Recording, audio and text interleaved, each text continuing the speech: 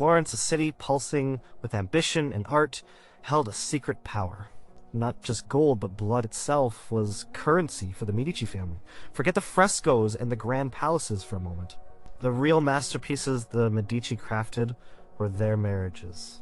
These weren't just love stories, they were calculated coups, thrilling power plays, and sometimes tragic sacrifices. One family's strategic choices changed the map of Europe. Did you ever wonder how bankers from Florence ended up ruling France or hobnobbing with emperors? Get ready for the shocking truth behind the 5 most game-changing Medici marital alliances that rocked royalty and redefined power. Number 1, Catherine de' Medici and Henry II of France. In a time when empires rose and fell on the strength of a sword and the weight of a crown, the Medici family often relied on something even more potent, a wedding veil. Their most famous, and perhaps most impactful, marital alliance launched a daughter of Florence onto the grandest stage of European royalty. Catherine de' Medici, an orphaned girl with a lineage tied to both merchant wealth and papal power, was about to step into a world far beyond her Tuscan origins, a world of French kings and courtly intrigue. Catherine's early life was anything but stable. Born in 1519, she was the daughter of Lorenzo II de' Medici, Duke of Urbino, and Madeleine de la Tour d'Auvergne, a French countess. Her parents died within weeks of her birth, leaving her an infant orphan. She became the last legitimate heir of the senior branch of the Medici family. This fragile existence saw her shuffled between powerful relatives and even held hostage during political turmoil in Florence. When the city rebelled against Medici rule, young Catherine endured siege and confinement. She was a pawn from the very beginning, yet she possessed an inner resilience that would prove invaluable. Her uncle, Pope Clement VII, born Giulio de' Medici, saw in Catherine not just a niece, but a valuable asset. As Pope, Clement desperately sought to strengthen his position and the Medici family's influence in the intricate web of European politics. An alliance with a major European power was essential. France, under the powerful King Francis I, presented a tempting opportunity. Francis I was looking for alliances to counter the growing power of the Habsburg Emperor Charles V, who controlled vast territories including Spain, the Holy Roman Empire, and Naples. The negotiations for Catherine's marriage to Henry, the second son of King Francis I, began in 1533. Henry, then known as the Duke of Orleans, was not expected to inherit the French throne. His elder brother, Francis, the Dauphin, was healthy and robust. This made Catherine, despite her Medici wealth and papal connection, a surprisingly good match for Henry. A true princess would have been considered too grand for a mere second son. Catherine's relatively humble status by royal standards, combined with her uncle the Pope's immense influence and the promised dowry, made her an ideal candidate. The French king, Francis I, was also keen to secure a Medici loan and influence within Italy. The dowry was a major point of discussion. Clement VII promised an enormous sum, 100,000 gold scudi, along with valuable jewels and properties in Italy. More importantly, he offered to pay for a large number of soldiers to aid France in its ongoing wars. This was a crucial commitment that sweetened the deal for Francis I. The French court, steeped in ancient aristocratic traditions, viewed Catherine, a merchant's daughter, as many French nobles scoffed with disdain. But Francis I was pragmatic. He understood the value of the Medici's financial power and the Pope's political backing. The wedding itself was a spectacle of extraordinary grandeur, held in Marseille in October 1533. Pope Clement VII traveled from Rome to officiate the ceremony in person, a testament to the importance of the alliance. The Pope arrived with a lavish retinue, bringing a piece of Rome's splendor to the French port city. Catherine, just 14 years old, was a petite figure, intelligent and observant, already keenly aware of the weight of expectations resting on her young shoulders. Henry, her groom, was also 14, equally young and perhaps overwhelmed by the momentous occasion. The festivities lasted for weeks, featuring banquets, masquerades, and elaborate jousts. But even amidst the joyous celebrations, a shadow loomed. Henry was already deeply infatuated with an older woman, Diane de Poitiers, who would remain his lifelong mistress and exert immense influence over him. Catherine, though a royal bride, found herself in a position of quiet desperation from the very beginning. Her husband's heart, it seemed, was already claimed. The death of Pope Clement VII, less than a year after the wedding, dealt a severe blow to Catherine's standing. The promised dowry became a point of contention, with the new Pope Paul III reluctant to honor his predecessor's commitments. This left Catherine in a vulnerable position, seen by many in the French court as a Medici who had lost her immediate value. She was a queen in waiting without the immediate backing of her powerful papal uncle, or the full promised dowry. She was ridiculed, often called the Florentine merchant, and her inability to conceive a child for the first 10 years of her marriage only added to the pressure and her isolation. Then a dramatic turn of events. In 1536, Henry's elder brother, the Dauphin Francis, suddenly died. This thrust Henry into the position of heir apparent, and Catherine, almost overnight, became the Dauphine, the future Queen of France. The pressure to produce an heir intensified exponentially. It was a perilous time for Catherine, facing not only the king's disappointment, but also the threat of annulment if she remained childless. After a decade of anxious waiting, Catherine finally began to bear children. She would eventually have 10, including 4 sons who survived infancy, ensuring the Valois dynasty's continuation. This was a critical achievement, solidifying her position in the royal household. Despite her success in producing heirs, Henry continued to openly favor Diane de Poitiers, granting her immense power and wealth, much to Catherine's quiet anguish. In 1547, King Francis I died, and Henry became King Henry II of France. Catherine was now queen. Yet, she remained largely sidelined from political affairs, her influence limited by Henry's devotion to Diane. Catherine spent her days managing the royal household, raising her children, and cultivating a deep interest in the arts and sciences, subjects she had learned to appreciate from her Medici upbringing. She introduced Italian fashion, cuisine, and culture to the French court, subtly transforming its tastes and aesthetics. The true test of Catherine's strength came in 1559.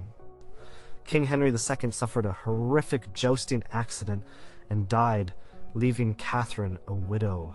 Their eldest son, Francis II, became king, but he was a frail and sickly teenager, and his formidable young wife, Mary Queen of Scots, held significant sway.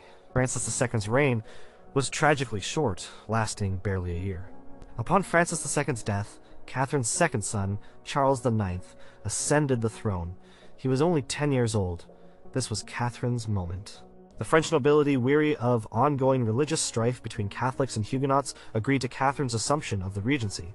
She became Queen Mother, and effectively the ruler of France. For the next 2 decades, through the reigns of her 3 sons, Francis II, Charles IX, and Henry III, Catherine de' Medici held the reins of power, navigating a treacherous landscape of religious wars, ambitious nobles, and a fragile monarchy. Her reign was marked by efforts to maintain peace between Catholics and Protestants, though her methods were often ruthless and opportunistic. The St. Bartholomew's Day Massacre in 1572, a horrific slaughter of thousands of Huguenots, remains a dark stain on her legacy. She was seen as a shrewd, pragmatic, and utterly determined ruler, fiercely devoted to preserving the power of the French crown and her children's inheritance. She ruled through cunning, patronage, and a vast network of spies. Catherine de' Medici's marriage, initially seen as a mere financial and political convenience, ended up fundamentally shaping the course of French history. Through her, the Medici family, once bankers in Florence, produced a powerful queen regent who ruled one of Europe's greatest kingdoms, leaving an indelible mark on French culture, politics, and the very structure of its monarchy. Her story is a testament to the unexpected power that could flow from a seemingly unequal marriage, turning a pawn into a queen who truly reigned. Number 2, Maria de' Medici and Henry IV of France. Decades after Catherine de' Medici laid the groundwork for Florentine influence in France, another Medici woman was destined to follow in her footsteps, though with a different destiny and even more dramatic personal struggles. This was Maria de' Medici, granddaughter of Cosimo I and daughter of Francesco I, the Grand Dukes of Tuscany. Her marriage to King Henry IV of France would bring a new wave of Medici money and a powerful, albeit controversial, queen to the French throne. Maria was born in 1575 in Florence, a city that now basked in the glory of the Medici Grand Duchy. Unlike her distant relative Catherine, Maria grew up with the full pomp and circumstance of a ruling family. She was well-educated, cultured, and accustomed to luxury. However, her life was marked by tragedy. Early on, her mother, Joanna of Austria, died when Maria was young, and her father, Francesco I, along with his second wife, Bianca Capello, died under mysterious circumstances when Maria was just 12. Her uncle, Ferdinando I, who had renounced his cardinal's hat to become Grand Duke, became her guardian. Henry IV of France was a very different kind of monarch from Henry II. He was a charismatic, battle-hardened king, a former Huguenot, who had converted to Catholicism to secure the French throne with the famous quote, "Paris is worth a mass." After years of devastating religious wars, Henry IV was focused on rebuilding France, consolidating his power, and establishing a stable succession. He had divorced his first wife, Margaret of Valois, who was childless and was in desperate need of a legitimate heir. Furthermore, France was deeply in debt, and the Medici banks, specifically those managed by Grand Duke Ferdinando I, held a significant portion of that debt. Grand Duke Ferdinando I, a shrewd and ambitious ruler, saw an immense opportunity in marrying his niece Maria to the French king. It would elevate the Medici status even further, strengthening their ties to the most powerful kingdom in Europe, and crucially, offering a chance to recoup the massive loans France owed to the Medici. Negotiations began in the late 1590s. Henry IV, despite his personal preferences for other women, understood the political and financial necessity of the match. And Maria offered a large dowry guaranteed by the Medici and the promise of a legitimate Catholic heir. The dowry Maria brought was colossal, 600,000 gold crowns, a truly staggering sum that helped Henry IV pay off some of his debts and finance his ongoing projects. This financial backing was perhaps even more important to Henry than the prestige of the match itself. The marriage contract was signed, and a magnificent wedding by proxy took place in Florence in October 1600. The celebrations in Florence were legendary, showcasing the Medici's wealth, artistic patronage, and theatrical flair. The Uffizi Palace was famously transformed into a grand ballroom, and elaborate public spectacles captivated the Florentine populace. Maria then embarked on a journey to France. She sailed from Livorno with a fleet of French ships, a truly grand procession. Her arrival in Marseille and her subsequent journey to Lyon, where she met Henry IV for the first time, were marked by triumphal arches and public festivities. The actual marriage ceremony in Lyon was less of a lavish affair than the proxy wedding in Florence, as Henry IV was more concerned with military campaigns and had little patience for prolonged festivities. From the outset, the marriage was fraught with tension. And Henry IV, despite his charm and brilliance as a king, was notoriously unfaithful and constantly surrounded by mistresses. Maria, though reserved, was strong-willed, proud, and quick to anger when she felt slighted. She struggled to adapt to the French court, which was less refined and more boisterous than the cultured Florentine court she had left. Her Italian advisors and retinue often caused resentment among the French nobility. Her relationship with Henry was a constant battle of wills, punctuated by public quarrels and reconciliations. Despite the personal difficulties, Maria fulfilled her most important duty: she provided heirs. In September 1601, she gave birth to a son, the future Louis XIII, securing the Bourbon dynasty and ensuring the continuation of the French royal line. She would bear 6 children in total, including 2 future queens of Spain and England, further cementing royal connections. This achievement, vital for the stability of France, gave Maria a measure of security and influence, though she remained often overshadowed by Henry's mistresses, particularly Henriette d'Entragues. Maria's public role became more prominent after Henry IV was assassinated in May 1610 by a Catholic fanatic. Suddenly, Maria, a foreign-born queen, found herself queen mother and regent for her 9-year-old son, Louis XIII. This was the moment Maria de' Medici truly stepped into power. Like Catherine before her, she grasped the reins of government with fierce determination. Her regency, which lasted for 7 years, was controversial. Maria reversed many of Henry IV's policies, favoring a pro-Spanish and pro-Catholic stance, largely influenced by her Italian advisors, especially Concino Concini and his wife Leonora Dori. She arranged the marriage of her son Louis XIII to Anne of Austria, a Spanish Habsburg princess, reinforcing the alliance with Spain. This shift in policy and her reliance on foreign advisors alienated many French nobles and sparked considerable unrest. The lavish spending of her court also contributed to growing resentment. As Louis XIII grew older, he increasingly resented his mother's control and the influence of Concini. In 1617, with the help of his favorite Charles d'Albert, Duke of Luynes, Louis XIII orchestrated a coup. Concini was assassinated and Maria was banished from Paris to Blois. This dramatic shift marked the end of her direct political power. She would attempt to regain influence, even staging rebellions against her own son, but these efforts ultimately failed. Maria de' Medici spent the remainder of her life in various stages of exile and political maneuvering. She continued to try and influence French politics, often from a distance, but she never again held the power she had as regent.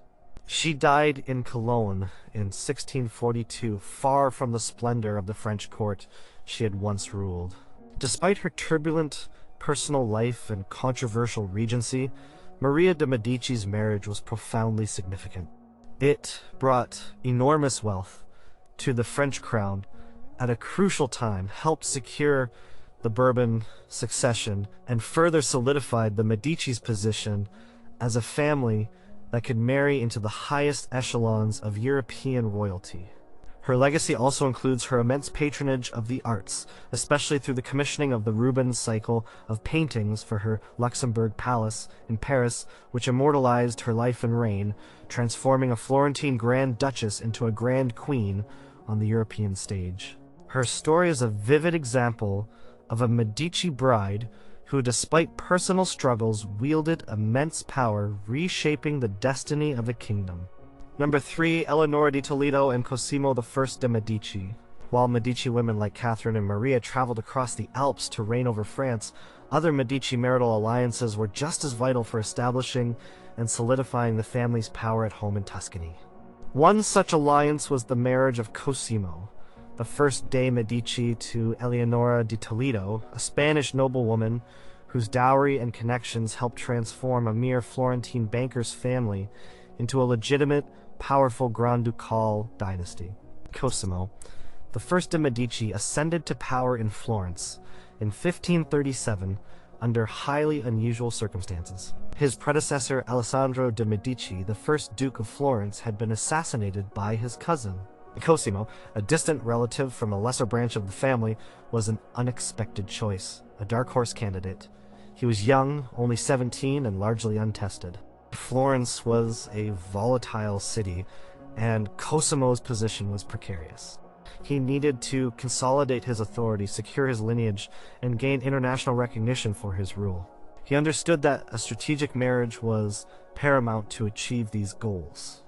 His gaze turned towards the most powerful empire of the era, the Spanish Habsburgs. Emperor Charles V controlled vast territories, including Spain, the Holy Roman Empire, and crucially for Italy, the Kingdom of Naples. Cosimo needed the emperor's blessing and military support to legitimize his ducal title and protect Florence from internal enemies and external threats. Enter Eleonora di Toledo. Born in 1522, she was the daughter of Don Pedro Alvarez de Toledo, the immensely powerful and wealthy Spanish viceroy of Naples. Her family was ancient and aristocratic, deeply connected to the Spanish crown. Eleonora brought not only impeccable lineage, but also an enormous fortune, and the direct patronage of Emperor Charles V. Her father, Don Pedro, was a trusted ally of the emperor and a formidable figure in his own right, ruling Naples with an iron fist. Negotiations for the marriage began in 1539. Cosimo sought the match primarily for political reasons, to gain the emperor's favor and to secure a substantial dowry. Eleonora's vast wealth was a huge draw, offering financial stability to Cosimo's nascent regime and helping him to pay for his army and secure his hold on Florence. The emperor, for his part, was keen to secure a loyal ally in Tuscany, a strategic buffer state in central Italy. The marriage offered mutual benefits, legitimization, and wealth for Cosimo, and a strengthening of Spanish influence in Italy for Charles V. The wedding took place in Florence in July 1539.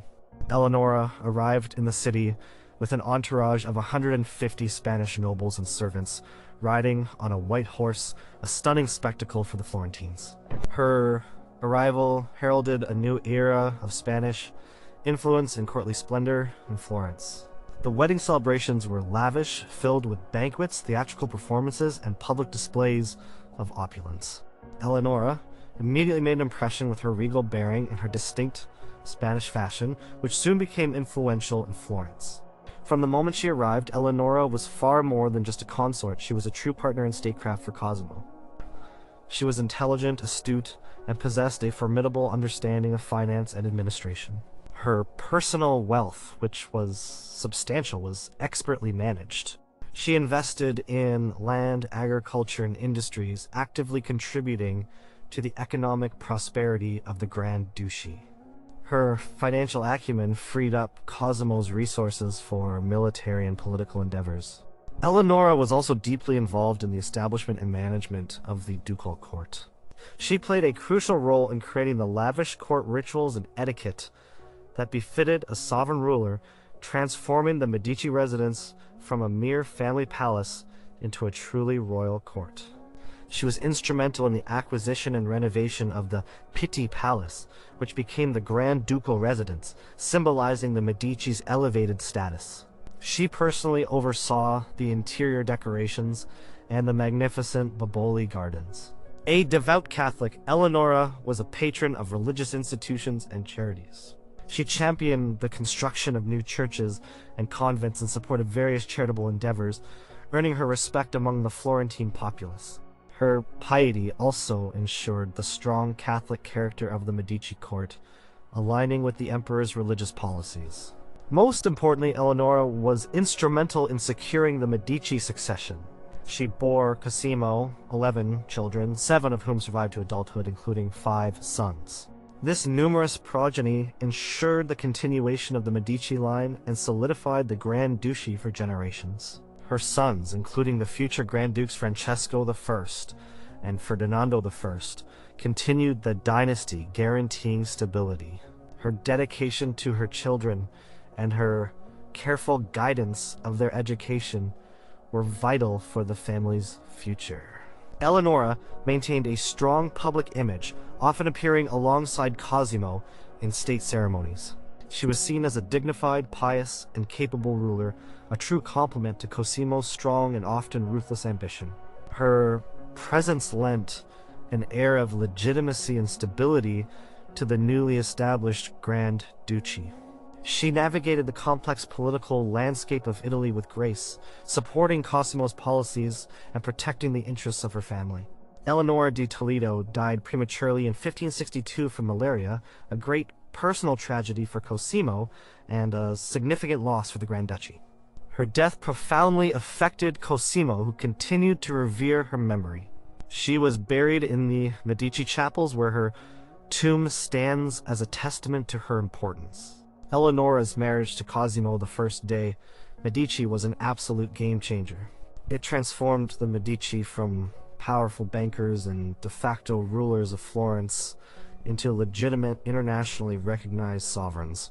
Her Spanish connections provided crucial military and political backing from Emperor Charles V, while her immense personal wealth and administrative skills brought stability and prosperity to the nascent Grand Duchy. This alliance secured the Medici dynasty in Tuscany for centuries to come, laying the foundation for their enduring rule and demonstrating the power of a strategically chosen bride to legitimize and empower a rising dynasty. Number 4. Clarice Orsini and Lorenzo de' Medici Magnificent. The Medici family's rise was not just about accumulating wealth, it was also about accumulating prestige and social standing. For generations, they were considered first citizens of Florence, incredibly wealthy and powerful, but still technically commoners. To truly solidify their position and prepare for future royal alliances, they needed to bridge the gap between merchant bankers and the ancient European nobility. This is where the marriage of Lorenzo de' Medici, later known as the Magnificent, to Clarice Orsini came into play. Lorenzo de' Medici, born in 1449, was the grandson of Cosimo de' Medici, the elder, the true founder of the family's political dominance in Florence. By Lorenzo's time, the Medici were the undisputed, though unofficial, rulers of Florence. Lorenzo himself was a brilliant individual, a poet, a patron of the arts, a statesman, and a shrewd diplomat. He embodied the Renaissance ideal of the well-rounded man. However, his family's position in Florence, despite its power, lacked the ancestral nobility that defined European aristocracy. Lorenzo's grandmother, Lucrezia Tornabuoni, played a pivotal role in arranging his marriage. Lucrezia was an exceptionally intelligent and politically astute woman, a force within the Medici household. She understood the need to elevate the family's social status. Marrying into an old, established noble family, particularly one with strong Roman and papal connections, would provide the Medici with the aristocratic legitimacy they craved. The Orsini family was one of the most powerful and ancient noble families in Rome, with vast feudal landholdings in central Italy and a long history of providing cardinals and even popes to the Catholic Church.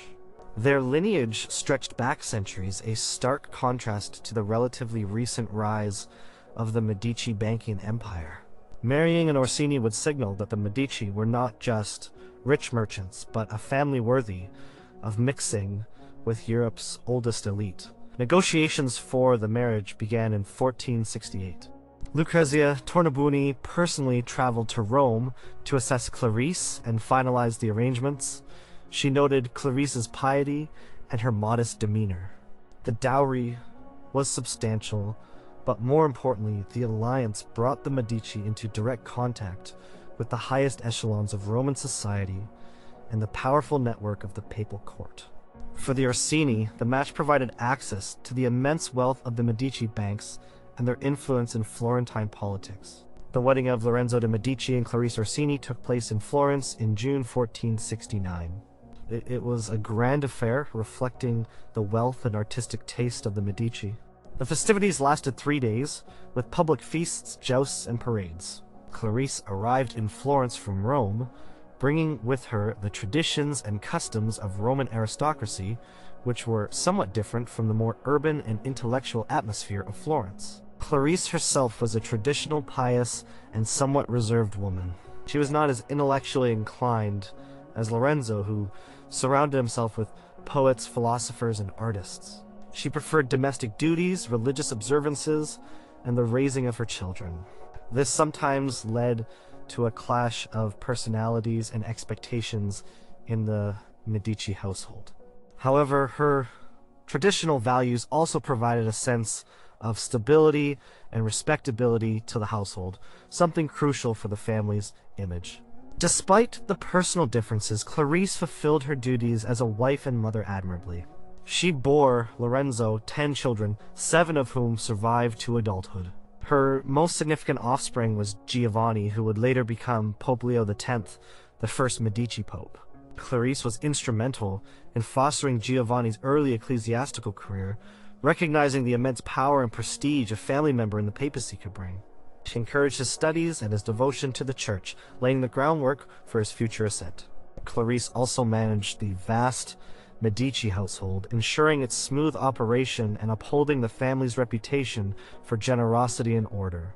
She maintained strong ties with her Orsini relatives, further cementing the alliance and providing Lorenzo with valuable connections in Rome, especially important for his diplomatic endeavors with the papacy.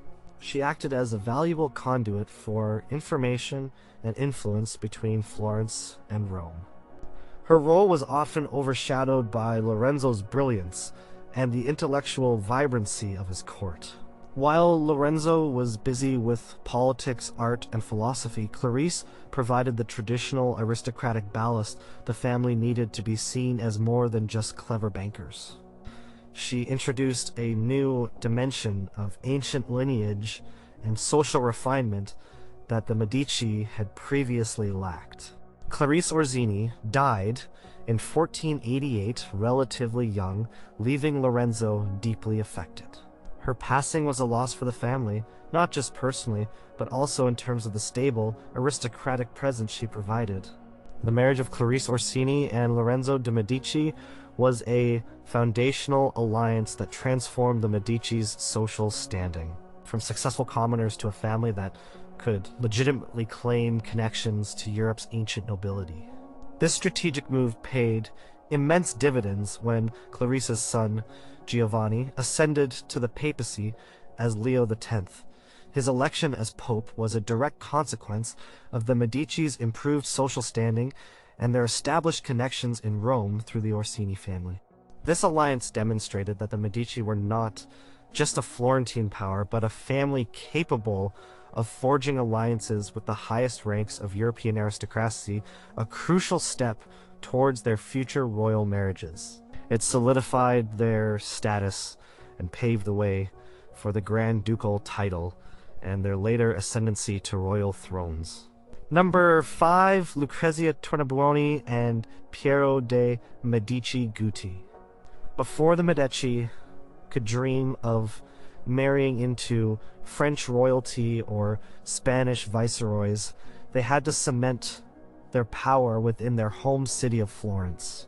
One of the most important and often overlooked alliances that secured the family's future, laying the groundwork for Lorenzo the Magnificent's golden age, was the marriage of Piero de' Medici to Lucrezia Tornabuoni.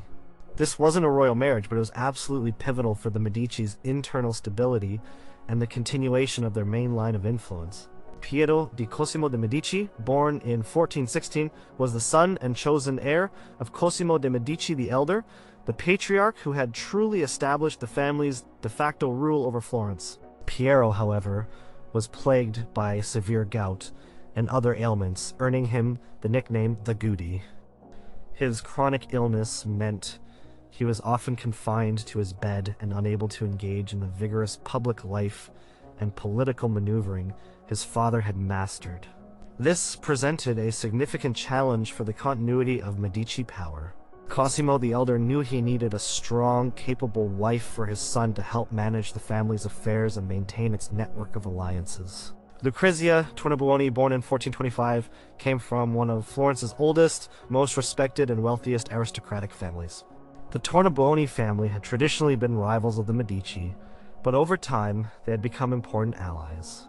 This marriage was a masterstroke of political strategy by Cosimo the Elder, designed to further consolidate Medici influence within Florence by binding a powerful, independent family to their cause through kinship. Lucrezia herself was renowned for her intelligence, her piety, her keen business sense, and her strong personality. She was clearly no ordinary Florentine lady. The negotiations for the marriage took place in the early 1440s, orchestrated by Cosimo the Elder. He recognized in Lucrezia the qualities necessary to support his ailing son and to protect the family's vast interests. The marriage solidified a crucial political alliance within Florence, ensuring the Tornabuoni family's loyalty to the Medici and enhancing the Medici's social prestige. The dowry was substantial, as befitted a union between two such prominent families. The wedding itself was a significant social event in Florence, celebrated with the characteristic Florentine blend of civic pride and opulent display. It marked the formal alliance between two of the city's most powerful clans. Lucrezia moved into the Grand Medici Palace, bringing her own formidable intellect and administrative skills to the heart of the family's operations. Lucrezia's role in the Medici family was far more extensive than that of a typical wife of her era. She was a shrewd businesswoman, managing vast Medici properties, overseeing agricultural ventures, and engaging in her own trading enterprises. Her detailed financial records and extensive correspondence reveal her keen understanding of economics and her active participation in the family's financial empire. She was not just a recipient of wealth, she actively generated and managed it. More importantly, Lucrezia was a formidable political and social force. She maintained a vast network of acquaintances and correspondence, including popes, cardinals, and other powerful figures across Italy. She often acted as a diplomatic agent for the Medici, engaging in correspondence and negotiations to resolve disputes and forge alliances. Her strong relationships with various Florentine families were crucial in maintaining the delicate balance of power within the city, especially during Piero's periods of severe illness. Lucrezia was also a significant patron of the arts and charities following the Medici tradition. She commissioned artwork, supported convents, and provided aid to the poor and needy. Her piety was genuine, and she used her influence to support religious institutions, further enhancing the Medici's public image as devout and benevolent rulers. Her most enduring legacy, however, was her children, particularly her son, Lorenzo, later known as the Magnificent. Lucrezia played a profound role in his upbringing and education, nurturing his intellect and instilling in him the values of statesmanship, culture, and diplomacy that would define his rule.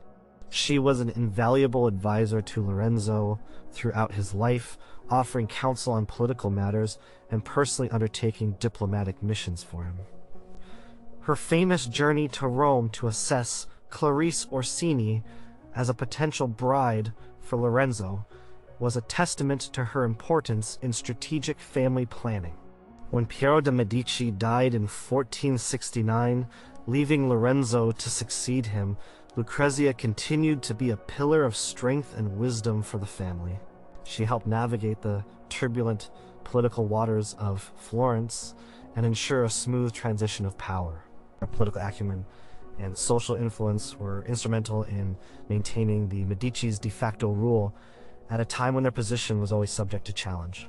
Lucrezia Tornabuoni died in 1482, a much respected figure in Florence. Her marriage to Piero de' Medici was critical. It not only solidified the Medici's internal Florentine alliances, but also ensured the continuation of their main line of influence through her children, most notably Lorenzo the Magnificent. She exemplified the power a Medici woman could wield behind the scenes, using her intelligence, connections, and personal strength to safeguard and advance the family's fortunes, paving the way for their future European dominance. This union, though not a royal one, was arguably the most significant for establishing the foundational strength from which all later Medici grandeur emerged.